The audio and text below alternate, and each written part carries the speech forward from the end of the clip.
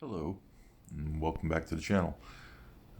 Today we're going to talk about the Jetson Bolt Pro again, because it's been a continuous upgrade stream, and you've probably noticed through the various videos that I've been changing my seat a lot. And the bike, it has no suspension, as you can see. If we look over on the wheels, it's a rigid frame. There's no suspension, and the the bumps can be pretty rough. So I'm a large size guy, not like morbidly obese or anything, but I'm 6'4", and that when you're a good sized person at 6'4", you're an easy 250 pounds, and that's me. So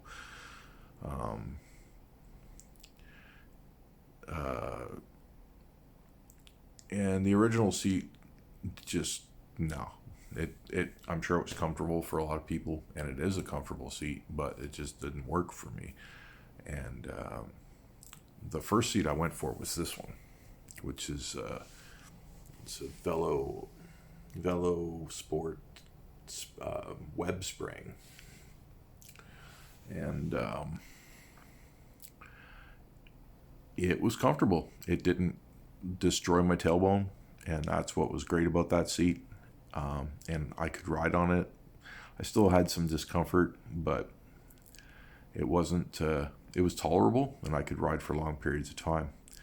But the springs underneath it failed. They literally broke. So, although it was a seat made for larger people, it didn't.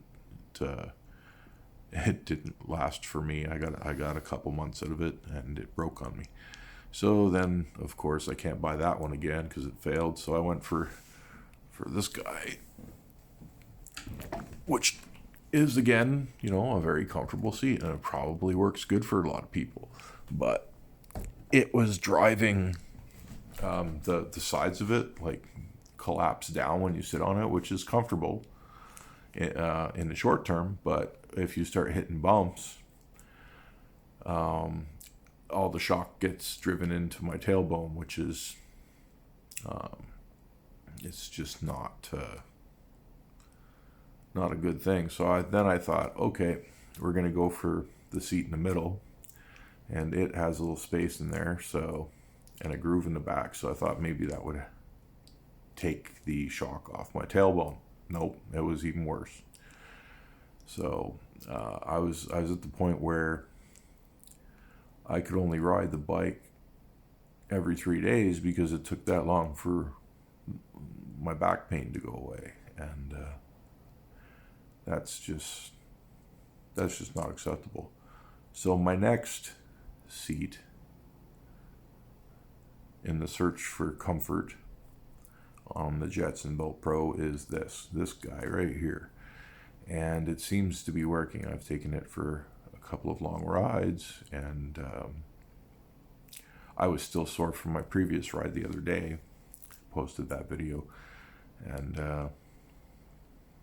yeah, it's today, even after taking this for a long ride yesterday, I don't feel very sore. So I think I have residual soreness left over from my last ride on this seat I'm dealing with, but no additional. I should be hurting hurting really bad today, and I'm not.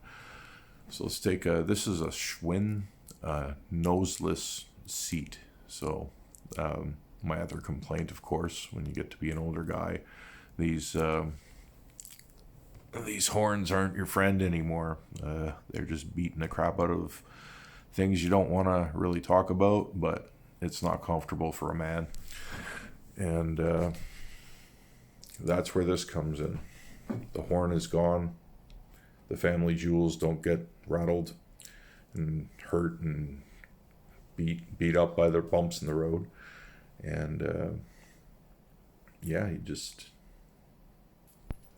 it seats you on, which is good for this bike. I think it's another plus on the Jetson Pro anyway. This seat might not work on a mountain bike, or certainly wouldn't want to put it on something like a BMX bike. It would be detrimental. But for a cruiser, something you're sitting around cruising on, it's great. You sit in a more upright, squared position on the seat, so you're less hunched over as you would be with a horn seat.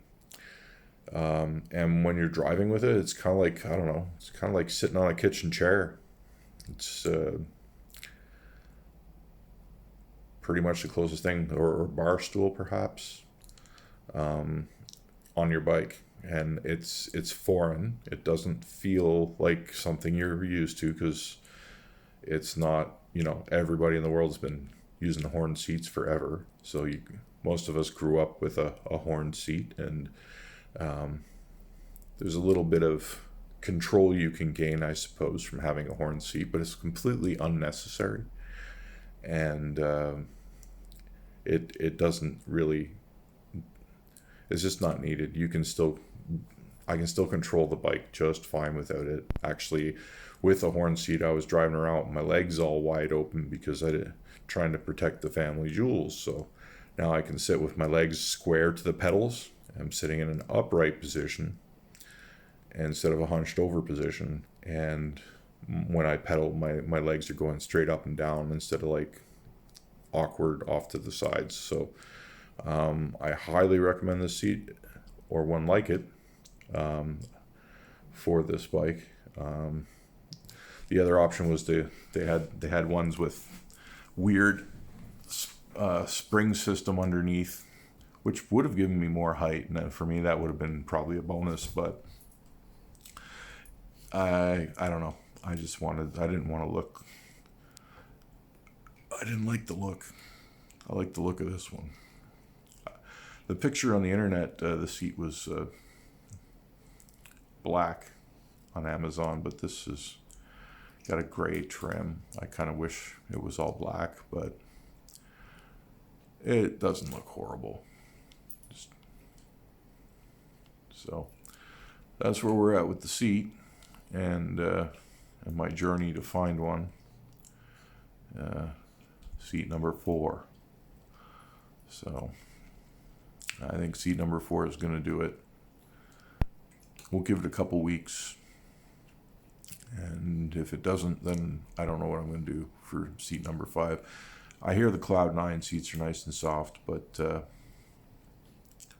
it's the shape that's not working out for me, and my tailbone can't deal with it.